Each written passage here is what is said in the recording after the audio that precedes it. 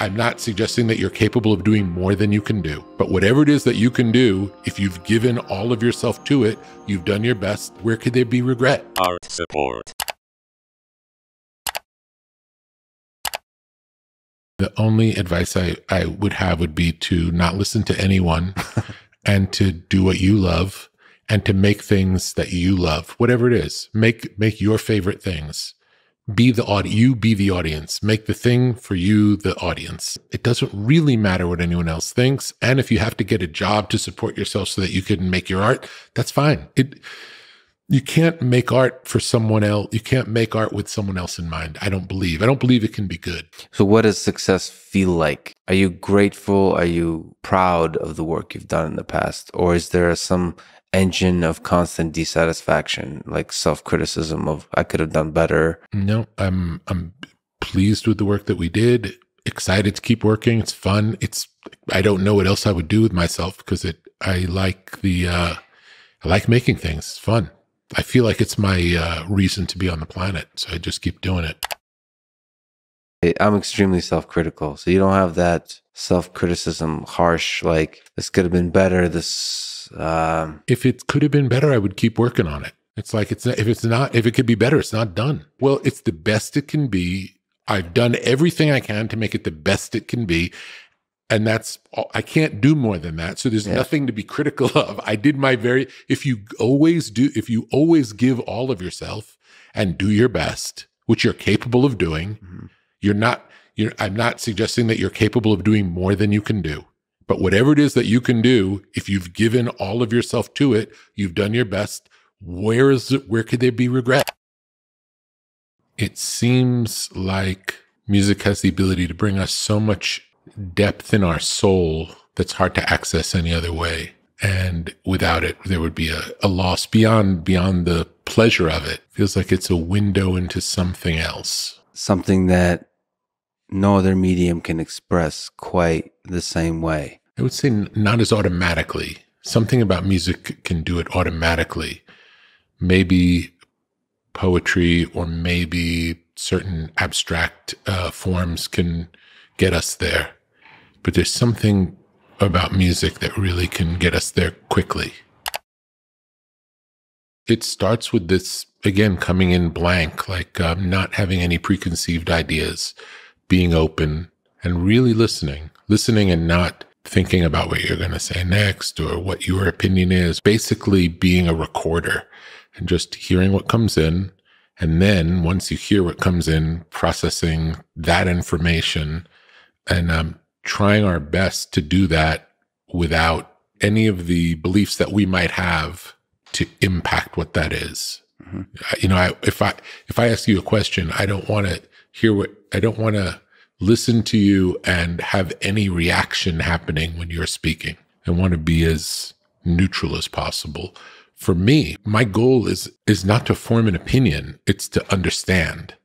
So if anything, I would draw you out further and just ask questions to really understand. Or if you say something that somehow triggers me in a way that I wouldn't challenge you, I would ask, like, oh, how did you find that? How did you get to that place?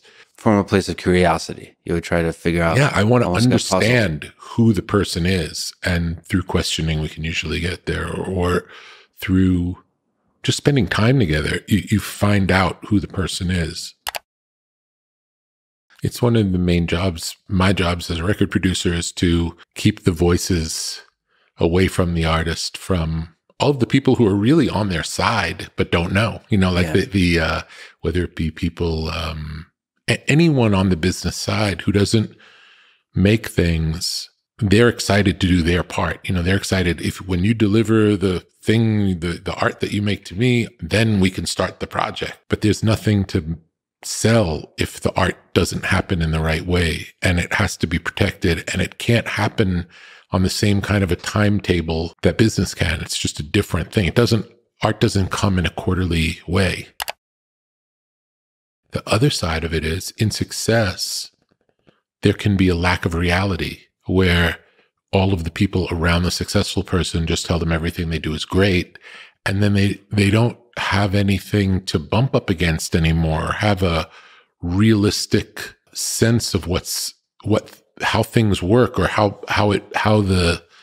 things measure, you know? So both sides are really important, both avoiding the voices getting in the way and having a trusted group of, you know, a sangha, a group of people who can say, you know, I don't know if that's as good. And you can still, you know, say, I don't care what you think, that's fine. But it helps to hear it. You know, it helps to have, if someone who you respect tells you something isn't good enough, it's helpful. When you know it comes from a place of love, when it comes from a place of wisdom. 100%. And not from a place of fear, not from a place of, oh, this doesn't sound like it's going to do as well as your last thing. That's not the point. The point is, on this quest for greatness, are you living up to your ability? You know, I believe we're vehicles for information that when it's ready to come through, it comes through. And the people who have good antennas pick up the signal. But if I'm sure you've had an experience in your life where you've had an idea for something and you've not acted on it, and eventually someone else does it. And it's not because they're doing it because you had the idea and they stole your idea. It's because the time has come for that idea. And if you don't do it, someone else is going to do it. It's being broadcast by whatever the source is. Whatever the source is. I think we all have our own antenna for whatever it is that we, you know, maybe not everyone has tuned into their antenna to see what it is that their strength in bringing through is. I'm lucky in that it found me because I didn't know that I didn't even know this was a job.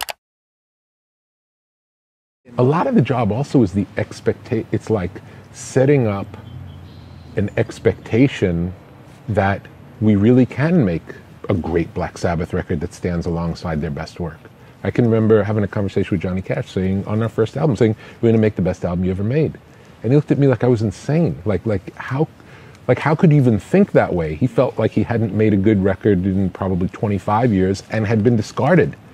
You know, at the time that I met him, he was playing at dinner theaters and had been dropped from 2 labels and nobody cared.